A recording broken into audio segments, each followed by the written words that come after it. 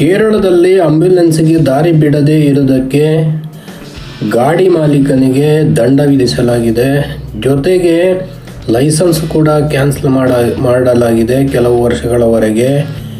ಇದರಿಂದ ಬೇರೆಯವರು ಕೂಡ ಕಲ್ತ್ಕೋಬೇಕು. ಆಂಬ್ಯುಲೆನ್ಸ್ ಬಂದ ಕೂಡಲೇ ಕೆಲವರು ದಾರಿ ಬಿಡದೇ ಇರ್ತಾರೆ. ಅಂಥವರಿಗೆ ಇದು ಒಳ್ಳೆ ಪಾಠ ಅಂದರೆ ತಪ್ಪಾಗಲಿಕ್ಕಿಲ್ಲ. ಹಾಗಾಗಿ ತುಂಬ ಜನ ಇದನ್ನು ಮಾಡಲ್ಲ, ಆಲ್ಮೋಸ್ಟು ದಾರಿ ಬಿಡ್ತಾರೆ.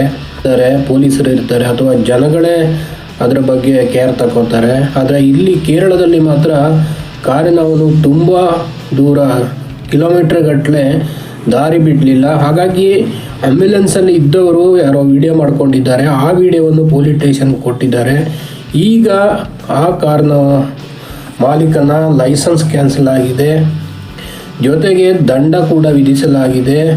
ಹಾಗಾಗಿ ಇದ್ರ ಬಗ್ಗೆ ತುಂಬ ಜನಕ್ಕೆ ಶೇರ್ ಮಾಡಿ, ಯಾಕಂದರೆ ಗೊತ್ತಿರಲಿ ಈ ಥರ ಕೆಲವರು ಏನು ತರಲೆ ಕೆಲಸಗಳ ಮಾಡುವವರಿಗೆ ಏನಾಗುತ್ತೆ ಅಂತ ಗೊತ್ತಿರಲಿ.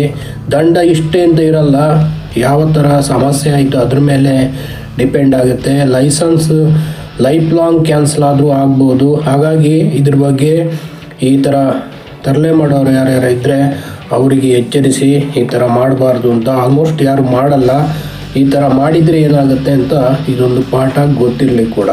ಮತ್ತೊಂದು ವಿಡಿಯೋದೊಂದಿಗೆ ಮತ್ತೆ ಸಿಗೋಣ. ನಮಸ್ಕಾರ. ಚಾನಲ್ ನೋಡ್ತಾ ಇರಿ, ಸಬ್ಸ್ಕ್ರೈಬ್ ಮಾಡಿ, ಶೇರ್ ಮಾಡಿ, ಲೈಕ್ ಮಾಡಿ. Thank you.